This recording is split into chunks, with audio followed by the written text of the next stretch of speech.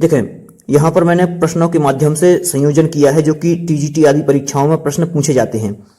क्रमशः यहाँ पर जो मैं यह वीडियो लाया हूँ यह पार्ट फर्स्ट है, जिसमें कुछ सरल प्रश्न लाया हूँ। अगला जो वीडियो निकालूंगा उसमें कुछ कठिन प्रश्न रहेंगे जो कि प्रथम सर्ग से पूछे जा सकते हैं। क्रातार्जुनीयम महाकाव्य के प्रमुख टीकाकार कौन हैं और उन्होंने कौन सी टीका की? देखें तो क्रातार्जुनीयम महाकाव्य के प्रमुख टीकाकार जो हैं वह आचार्य मल्लिनाथ जी हैं, जिन्होंने घंटापथ नाम की टीका की। अगला देखते हैं, क्रातार्जुनीयम महाकाव्य का प्रमुख रस कौन सा है? तो क्रातार्जुनीयम महाकाव्य का प्रमुख रस वीर रस है। यह वीर रस में निबद्ध है। क्रातार्जुनीयम के प्रथम सर्ग में प्रमुख छंद कौन सा है? तो प्रमुख छंद वंशस्थ छंद है। लगभग बहुत सारे श्लोक वंशस्थ छंद में दिए हुए हैं। भारवी का वास्तविक नाम क्या था? भारवी जो थे क्रातार्जुनीय महाकाव्य के लेखक, इनका वास्तविक नाम दामोदर था। अगला देखते हैं, क्रातार्जुनीयम के प्रथम सर्ग में वनेचर किससे वार्तालाप करता है? तो जो क्रातार्जुनीयम महाकाव्य का प्रथम सर्ग है इसमें लगभग 46 श्लोक हैं और सारे के सारे श्लोकों में जो वनेचर है वह युधिष्ठिर से वार्तालाप करता है, क्योंकि स्टार्टिंग से ही जो प्रथम सर्ग है उसमें वनेचर द्वैत वन में आता है और द्वैत वन में आने के साथ ही युधिष्ठिर से वार्तालाप प्रारंभ हो जाता है। तो युधिष्ठिर से वार्तालाप कर रहा था। क्रातार्जुनीयम का मंगलाचरण किस प्रकार का मंगलाचरण है? तो मंगलाचरण 3 प्रकार के होते हैं, नमस्कारात्मक, वस्तु निर्देशात्मक और गुरु आदि का आदेशात्मक। इस प्रकार से मंगलाचरण हुआ करते हैं। 3 प्रकार से मंगलाचरण होता है और अनेक शास्त्रों में अनेकों प्रकार से मंगलाचरण के स्वरूप बताए हैं कि किस किस प्रकार से मंगलाचरण है। चलें देखते हैं। तो यह वस्तु निर्देशात्मक मंगलाचरण है। जो क्रातार्जुनीयम महाकाव्य का मंगलाचरण है वस्तु निर्देशात्मक है, क्योंकि यहाँ पर वस्तु का निर्देश किया गया है। जो पहला श्लोक है मंगलाचरण का, श्रेयः कुरूणाम अधिपस्य पालनीम प्रज्ञा सुवृत्तिम यमयुक्त वेदितुम। यहाँ पर सवर्णलिंगी विदितः समाययौ, यहाँ पर जो वर्णिलिंगी ब्रह्मचारी है वह आता है। कहाँ पर? द्वैत वन में। तो वहां उसका आना यहाँ पर बताया गया है। इस कारण से यह जो मंगलाचरण है यह वस्तु निर्देशात्मक है और मंगलाचरण आशीर्वादात्मक, नमस्कारात्मक और वस्तु निर्देशात्मक, यह 3 प्रकार के सर्वमान्य माने गए हैं। देखते हैं क्रातार्जुनीयम का मंगलाचरण जो है वह किस छंद में लिखा गया है? तो यह वंशस्थ छंद में लिखा गया है।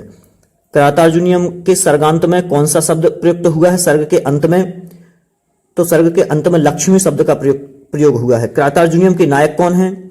तो क्रातार्जुनीयम के नायक जो हैं वह अर्जुन हैं और प्रतिनायक कह लें या उपनायक कह लें तो वह जो कि भगवान शंकर हैं।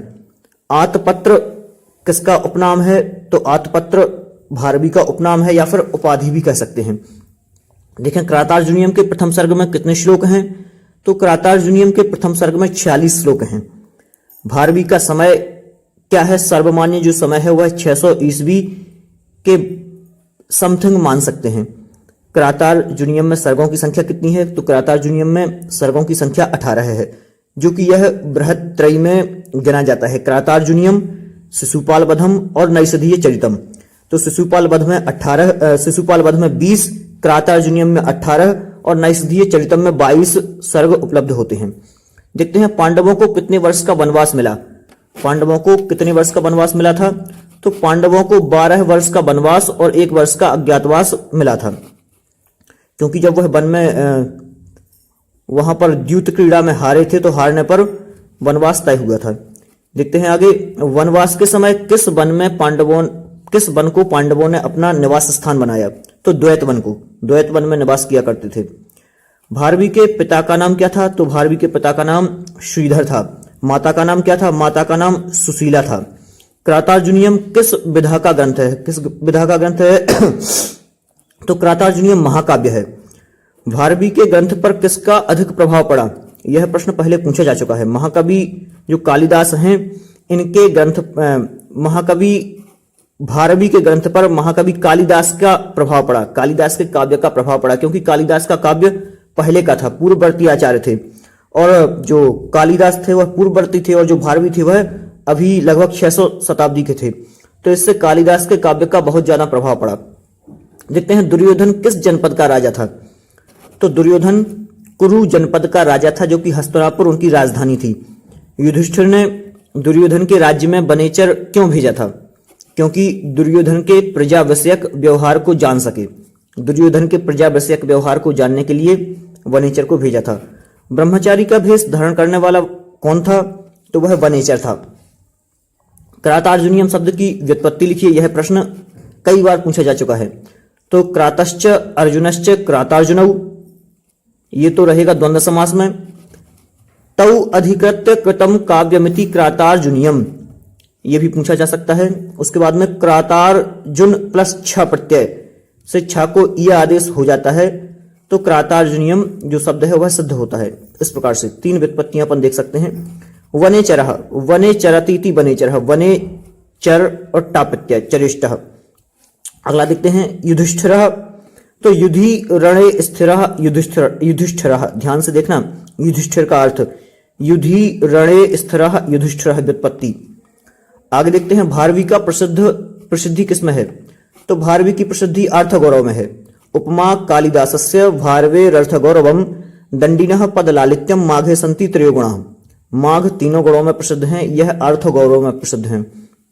देखते हैं वन में द्रौपदी युधिष्ठिर को किसके प्रति उकसाती हैं? किसके प्रति उकसाती हैं? तो दुर्योधन के प्रति उकसाती हैं।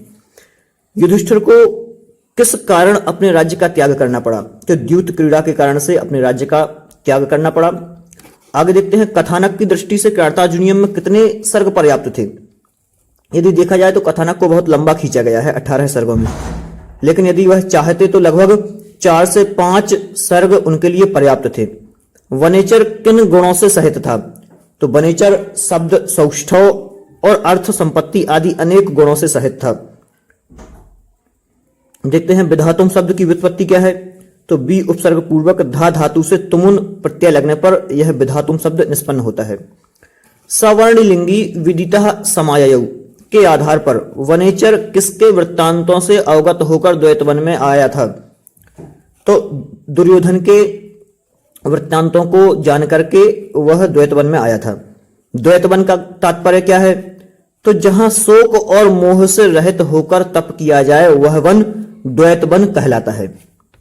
आगे देखते हैं हितम मनोहारी च दुर्लभम वचः, यह कथन किसका है?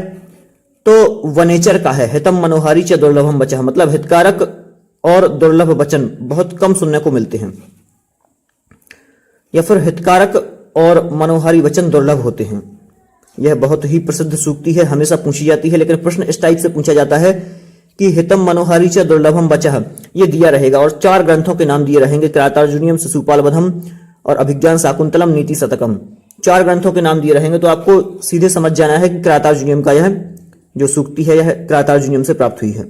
क्रातार्जुनीयम में राजाओं का नेत्र किसे कहा गया है? 4 चक्षुष कहा है क्रातार्जुनीयम में, नरपचार चक्षुषः। दूत को कहा है, जो क्रात था या दूत था तो दूत को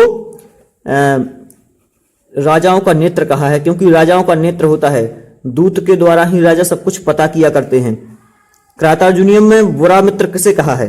तो जो स्वामी को उचित उपदेश नहीं देता वह बुरा मित्र है। किम सखा, किम सखा शब्द प्रयोग किया है वहां पर मित्र के लिए। यह भी प्रश्न यहां पर पूछा जा सकता है कि हितान्न यह सा संसृणुते सा किम प्रभु, ये वाला श्लोक, तो किम सखा शब्द प्रयुक्त हुआ है। आगे देखते हैं क्रातार्जुनीयम में बुरा स्वामी किसे कहा है? तो जो हितैषी से हित की बात नहीं सुनता, जो हितैषी से हित की बात नहीं सुनता, जो किसी का अगर हित करने वाला व्यक्ति है और उससे हित की बात नहीं सुनता, वह बुरा स्वामी है। सिंहासन पर बैठा हुआ दुर्योधन किससे भयभीत रहता है? तो वह पांडवों से भयभीत रहता है। सुयोधन किसका दूसरा नाम है? सुयोधन दुर्योधन का दूसरा नाम है। आगे देखते हैं क्रातार्जुनीयम के कथानक का मूल स्रोत क्या है? तो यह महाभारत के वन पर्व से लिया गया है। विनिश्चितार्थ मिति वाच माददे किसके लिए प्रयुक्त हुआ है? तो विनिश्चितार्थ मितिवाच माददे यह वनेचर के लिए प्रयुक्त हुआ है।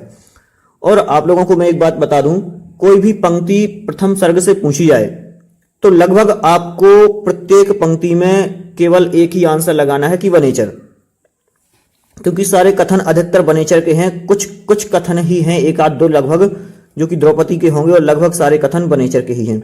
वंचनीया, वंचनीया में प्रयुक्त प्रत्यय कौन सा है? तो अनियर प्रत्यय यहां पर वंचनीया में प्रयुक्त हुआ है। दुष्ट व्यक्ति की संगति की अपेक्षा क्या श्रेष्ठ है? तो महात्माओं से विरोध श्रेष्ठ है। वरम विरोधोपि समम महात्मा भी, यह पंक्ति भी हमेशा पूछी जाती है। महात्माओं से विरोध करना श्रेष्ठ है, लेकिन दुष्ट की संगति करना श्रेष्ठ नहीं है। आंतरिक शत्रु कौन कौन से हैं? तो आंतरिक शत्रु 6 हैं। काम, क्रोध, मोह, लोभ, मद, मात्सर्य। यह 6 प्रकार के आंतरिक शत्रु माने गए हैं क्रातार्जुनीय महाकाव्य में। दुर्योधन सेवकों के साथ किस प्रकार का व्यवहार करता था? तो दुर्योधन स्नेह युक्त व्यवहार किया करता था। मतलब क्रातार्जुनीयम का पहला सर्ग आपने पढ़ा होगा। यह जो क्रातार्जुनीयम महाकाव्य है, यह भारवी की एक अभूतपूर्व कृति है, जिसमें यथा योग्य अर्थ गौरव प्रस्तुत किया गया है। जिस प्रकार से एक एक पात्र होना चाहिए, उसी प्रकार से पात्रों को यहां पर संयोजित किया गया है, और ऐसा दिखाया गया है कि आप लोग उस पात्र में खो जाएं। जो कि यहां पर युधिष्ठिर का चरित्र चित्रण किया गया है, वह एक श्रेष्ठ राजा का चरित्र चित्रण है। वह राजनीति में निपुण है, दंड नीति में निपुण है, और इतने सारे गुण हैं कि आप लोग उस पात्र को अनुभव करें, अपने अंदर फील करें, वनेचर देखें। वनेचर के गुण ही इतने सारे हैं कि व्यक्ति उसे अपने अंदर उतारने का प्रयास करता है। मित्रों से किस प्रकार का व्यवहार करता था? जो दुर्योधन था वह मित्रों से बंधुओं जैसा व्यवहार किया करता था। यह प्रश्न भी पूछा जा चुका है। दुर्योधन मित्रों से किस प्रकार का व्यवहार करता था? बंधुओं जैसा व्यवहार करता था। और बंधुओं से किस प्रकार का व्यवहार करता था? तो बंधुओं को शासन करता हुआ दिखाता था। मतलब उन्हें लगता था कि मैं स्वयं शासन कर रहा हूं, हम स्वयं शासक हैं। बंधुओं को ऐसा लगता था। गतस्मयः गतस्मयः शब्द में कौन सा समास है? तो गतस्मयः शब्द में बहुव्रीहि समास है। गतः स्मयः येन सह, या फिर गतः यस्मयः यैः, जिसका घमंड नष्ट हो गया है, वह कौन है ऐसा? बहुव्रीहि समास। दुर्योधन के यहां कौन परस्पर विरोध को प्राप्त नहीं होते? दुर्योधन के यहां कौन परस्पर विरोध को प्राप्त नहीं होते? यहां जो मैंने समास बताया, अपन एक शब्द में कई समास कर सकते हैं शब्दों के अर्थ की अपेक्षा से। यहां पर इसलिए उस अपेक्षा से बहुव्रीहि समास लिया है। तो दुर्योधन के यहां धर्म, अर्थ, काम, ये तीनों त्रिगण कहा है इन्हें। ये प्रश्न भी पूछा जाता है कि दुर्योधन के यहां कौन परस्पर विरोध को प्राप्त नहीं होते? तो त्रिगणः, मतलब धर्म, अर्थ और काम, ये तीनों विरोध को प्राप्त नहीं होते। नयेन जेतुम जगतीम सुयोधनः का वक्ता कौन है? नयेन जेतुम मतलब कैसे? नयेन जेतुम, दुष्टता पूर्वक जीती हुई पृथ्वी। नयेन जेतुम, छल कपट से। तो यह वनेचर का कथन है। विषमानः, विषमानः में सानच प्रत्यय है, बिल्कुल सरल है। आगे देखते हैं शास्ति। यह शब्द भी पूछा जा चुका है, पिछली टीजीटी की परीक्षा में लगभग पूछा गया था। शास्ति में लकार पुरुष और वचन, तो लट लकार प्रथम पुरुष एक वचन है। दुरोदरम का समास विग्रह क्या है? तो दुरोदरम में कौन सा समास है? बहुव्रीहि समास है। अनार्याह में समास है, कौन सा समास है? अनार्याह में नए तत्पुरुष समास है। अनार्या न आर्याह इति अनार्याह। देखें, असक्त माराधयतो यथायथम, असक्त माराधयतो यथायथम, बीच में डैश डैश डैश त्रिगणः, या फिर इसको पूरा करना है। असक्त माराधयतो यथायथम त्रिगणः परस्परम वाला श्लोक है यह। इसमें कौन सा अलंकार है? तो यहां पर संभावना प्रकट की गई है, और संभावना प्रकट होने के कारण से उत्प्रेक्षा अलंकार है। संभावना मथोत्प्रेक्षा प्रकटस्य समेनयत। देखते हैं, कैसा राजा राज्य संचालन में सफल माना जाता है? तो प्रजा के साथ अच्छा व्यवहार करने वाला राजा राज्य संचालन में सफल माना जाता है। निहंति दंडेन सधर्म विप्लवः, कथन किससे संबंधित है? दुर्योधन से। भारवी का प्रिय अलंकार कौन सा है? तो भारवी का प्रिय अलंकार अर्थांतरन्यास अलंकार है, जो कि अधिकतर वर्णन अर्थांतरन्यास अलंकार में किया है। भारवी की काव्य प्रतिभा को बाहर से कठोर, यहां पर बाहर है, बाहर से कठोर और अंदर से रस पेशल किसने कहा? मल्लिनाथ जी ने, आचार्य मल्लिनाथ जी ने कहा है। गुणानुरागात का लौकिक विग्रह क्या है? तो गुणेषु अनुरागः तस्मात् गुणानुरागः। देखते हैं, क्रियापवर्गेषु, क्रियापवर्गेषु का लौकिक विग्रह क्या है? तो क्रियायाः अपवर्गेषु तेषु, इस प्रकार से लौकिक विग्रह है। संघर्षम उपेक्य एव, संघर्षम उपेत्य इव, यहां पर कौन सा अलंकार है? तो इव शब्द होने के कारण से मन्य संके ध्रुवम प्रायो नूनम मित्यम अमात्य भी, इसके कारण से उत्प्रेक्षा अलंकार यहां पर हुआ। दोस्त देखते हैं, महाकवि भारवी की पत्नी का क्या नाम था? महाकवि भारवी की पत्नी का नाम रसिकवती था। महाकवि भारवी की उपाधि कौन सी थी? तो उन्हें आतपत्र भारवी कहा जाता था। क्रातार्जुनीयम के 15वें सर्ग पर किसने टीका लिखी? क्रातार्जुनीयम के 15वें सर्ग पर किसने टीका लिखी? तो विद्वान नरेश दुर्विनीत ने, दुर्विनीत नाम के राजा ने टीका लिखी है। देखते हैं, भारवी किस गोत्र में उत्पन्न हुए थे? किस गोत्र में उत्पन्न थे? तो कुशिक या कौशिक गोत्र में उत्पन्न थे और ब्राह्मण थे। यहां ब्राह्मण ठीक से लिख रहे हैं, ब्राह्मण थे। भारवी का जन्म कहां हुआ था? भारवी का जन्म नासिक के समीप अचलपुर नामक ग्राम में हुआ था। भारवी से प्रभावित कौन थे? तो भारवी से प्रभावित महाकवि माघ थे। क्रातार्जुनीयम में कितने श्लोक हैं?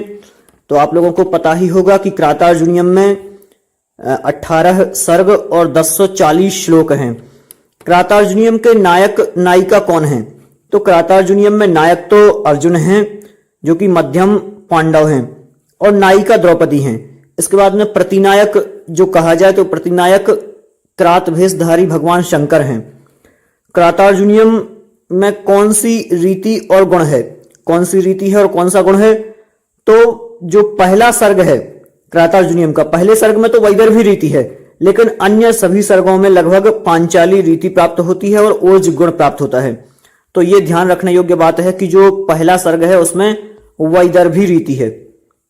देखते हैं, क्रातार्जुनीयम का नायक किस प्रकार का नायक है? तो नायक 4 प्रकार के होते हैं, धीरोदात्त, धीरोद्धत, धीर ललित और धीर प्रशांत। तो इनमें से धीरोदात्त नायक की कोटि में इस नायक को अपन ले सकते हैं। इस ग्रंथ का आरंभ या क्रातार्जुनीयम का प्रारंभ और अंत किस शब्द से है? तो इसका प्रारंभ श्री शब्द से है और अंत लक्ष्मी शब्द से है। महाकवि भारवी के काव्य को क्या कहा जाता है? महाकवि भारवी के काव्य को लक्ष्मी काव्य भी कहा जाता है। इस प्रकार से आगे देखते हैं, क्रातार्जुनीयम का नायक किस प्रकार का नायक है? धीरोदात्त नायक है। यह प्रश्न अपन ने देख लिए हैं। आगे देखते हैं 13वां प्रश्न, क्रातार्जुनीयम के प्रथम सर्ग के 45वें और 46वें श्लोक में कौन सा छंद है? तो 45वें श्लोक में तो पुष्पिताग्रा छंद है और 46वें श्लोक में मालिनी छंद है। घंटापथ का शाब्दिक अर्थ क्या है? घंटापथ आप लोगों को पता होगा, मल्लिनाथ जी ने क्रातार्जुनीयम पर टीका लिखी है जिसका नाम है राजमार्ग, घंटापथ का। क्रातार्जुनीयम पर अन्य प्रसिद्ध टीकाकार और कौन से हैं? अन्य और कौन सी टीका है? तो शब्दार्थ दीपिका नाम की एक टीका है जो कि श्री चित्रभानु जी ने लिखी है और यह 3 सर्गों पर ही प्राप्त होती है। आगे देखते हैं, क्रातार्जुनीयम का 15वां सर्ग किस काव्य के लिए सुप्रसिद्ध है? किस काव्य के लिए प्रसिद्ध है? तो चित्र काव्य के लिए यह प्रसिद्ध है। आगे देखते हैं, नारिकेल फल सम्मित वचः, यह कथन किसके लिए है? किसके लिए यह कथन है? तो यह आचार्य मल्लिनाथ जी ने भारवी के लिए कहा है। आचार्य मल्लिनाथ जी के पिता का नाम क्या था? तो आचार्य मल्लिनाथ जी के पिता का नाम कारदिन था। आगे देखते हैं, संभोग श्रृंगार का सुंदर वर्णन किस सर्ग में प्राप्त होता है? संभोग श्रृंगार का सुंदर वर्णन 8 से 9वें सर्ग में प्राप्त होता है, 8वें और 9वें सर्ग में। युद्ध का वर्णन और युद्ध में वीर रस का वर्णन, मतलब युद्ध वर्णन में वीर रस का वर्णन किस सर्ग में प्राप्त होता है? तो 13 से 17वें सर्ग में। उपमा अलंकार का वर्णन भी 13 से 17वें सर्ग में प्राप्त होता है। देखते हैं, ना शब्द को लेकर श्लोक लिखने वाले कवि कौन हैं? ना शब्द को लेकर श्लोक लिखने वाले कवि महाकवि भारवी हैं। भारवी द्वारा कितने छंदों का प्रयोग किया गया है? तो भारवी द्वारा कुल 13 छंदों का प्रयोग किया गया है। क्रातार्जुनीयम में एक अक्षर वाले श्लोकों की संख्या कितनी है? तो क्रातार्जुनीयम महाकाव्य में एक अक्षर वाले श्लोकों की संख्या 7 है, केवल 7। भारवी किस संप्रदाय के उपासक थे? किन्हें मानते थे? तो भारवी शैव संप्रदाय के उपासक थे और जो माघ थे वह वैष्णव संप्रदाय के उपासक थे। यह ध्यान रखने योग्य बात है कि भारवी तो शैव थे और जो माघ थे वह कौन थे, तो वह वैष्णव थे या फिर वैष्णव मत को मानते थे। भारवी ने किन किन अलंकारों का प्रयोग किया है? भारवी ने 3 शब्दालंकारों का प्रयोग किया है, 60 अर्थालंकारों का प्रयोग किया है और 7 चित्रालंकार का प्रयोग किया है। इस प्रकार से उपमा का वर्णन भी बहुत सुंदर किया है। आगे देखते हैं, क्रातार्जुनीयम के किस सर्ग में भगवान शिव की भावुक स्तुति की गई है? किस सर्ग में भावुक स्तुति की गई है? तो 18वें सर्ग में भगवान शंकर की भावुक स्तुति की गई है। अर्जुन तपस्या करने के लिए किस पर्वत पर गए थे? तो अर्जुन तपस्या करने के लिए इंद्रकील पर्वत पर गए थे, इंद्रकील पर्वत पर। अर्जुन को पाशुपत अस्त्र किस सर्ग में प्राप्त होता है? किस सर्ग में प्राप्त होता है? तो यह 18वें सर्ग में पाशुपत अस्त्र की प्राप्ति होती है। वनेचर प्रथम सर्ग के किस श्लोक तक बकता है? मतलब जो आपने क्रातार्जुनीयम का प्रथम सर्ग पढ़ा होगा उसमें वनेचर का वर्णन प्रारंभ से ही स्टार्ट हो जाता है। श्रेयः कुरुणा मधिपश्य पालिनीम प्रज्ञा सुवृत्तिम यमयुंक्त वेदितुम सवर्णलिंगी विदितः समाययौ युधिष्ठिरम द्वैत बने वनेचरः। तो यहीं से प्रथम श्लोक से ही वनेचर का वर्णन प्रारंभ हो जाता है, वनेचर द्वैत वन में आता है। तो इसका वर्णन कहां तक है? 25वें श्लोक तक जो वनेचर है वह अपनी बात कहता है प्रथम सर्ग के। ब्रकोदर किसका दूसरा नाम है? तो ब्रकोदर भीम को कहा जाता है। नकुल के शरीर की तुलना किससे की गई है? तो नकुल के शरीर की तुलना जुड़वा हाथियों के समान या जुड़वा हाथियों से की गई है। नकुल और सहदेव के शरीर की तुलना 2 जुड़वा हाथियों के समान की गई है। परिभ्रमण, परिभ्रमण शब्द में कौन सा प्रत्यय है? तो परिभ्रमण शब्द में सत्री प्रत्यय है। अवंती सुंदरी कथा के अनुसार भारवी कहाँ के निवासी थे? अवंती सुंदरी कथा के अनुसार भारवी दक्षिण भारत के निवासी थे। अतोरहसी छंतु मसाधु साधुआ, इसमें कौन किससे क्षमा याचना कर रहा है? तो इसमें वनेचर युधिष्ठिर से क्षमा याचना कर रहा है कि मैं जो भी सही या गलत कहूं वह सब आप मुझे क्षमा करें, क्योंकि मैं एक वनेचर कह लें या फिर एक दूत हूं। वितन्यते तेन नयन पौरुषम, मैं किसके द्वारा अपने पुरुषार्थ का विस्तार किया जा रहा है? किसके द्वारा अपने पुरुषार्थ का विस्तार किया जा रहा है? तो दुर्योधन के द्वारा। त्रिगणः शब्द जो आया था वह इसी के लिए था, वह धर्म अर्थ काम इन तीनों पुरुषार्थों को लेकर चलता था। व्रजंती ते मूढ़धियः पराभवम, व्रजंती ते मूढ़धियः पराभवम किसको संबोधित करके कहा गया है? तो यह युधिष्ठिर को संबोधित करके कहा गया है। वनवास के समय में अर्जुन जंगल में क्या लाकर युधिष्ठिर को प्रदान करते हैं? तो क्या लाते हैं और युधिष्ठिर को देते हैं? तो वल्कल वस्त्र लाते हैं। आगे देखते हैं, क्रातार्जुनीयम में युगल भ्राता के रूप में किसका वर्णन है? तो युगल भ्राता के रूप में नकुल और सहदेव का वर्णन किया गया है। आगे देखते हैं, कुरुणा मधिपः, कुरुणा मधिपः किसे कहा गया है? तो दुर्योधन को कहा गया है, जो कि कुरु जनपद का अधिपति है। दुर्योधन यज्ञ कार्य में कैसे लगा रहता था या फिर कैसे लगा रहता है? तो दुशासन को युवराज पद पर बिठाकर और वह यज्ञ आदि कार्य किया करता है। दोस्तों, इस प्रकार से जो प्रश्न बचे थे इन प्रश्नों को अपन ने यहाँ पर हल किया। यदि आप लोग हमसे सीधे जुड़ना चाहते हैं और इस प्रकार के और भी प्रश्न जो कि उत्तर रामचरितम और मेघदूत शिशुपाल वध आदि पर आपको सीधे प्राप्त हो जाएं, इसके लिए आप हमारा चैनल जो सुविज्ञा एकेडमी है सुनील जैन नाम से, वह सब्सक्राइब जरूर करें, जिससे कि हम लोग सीधे आपको यह वीडियोस ला सकें। नमस्कार दोस्तों।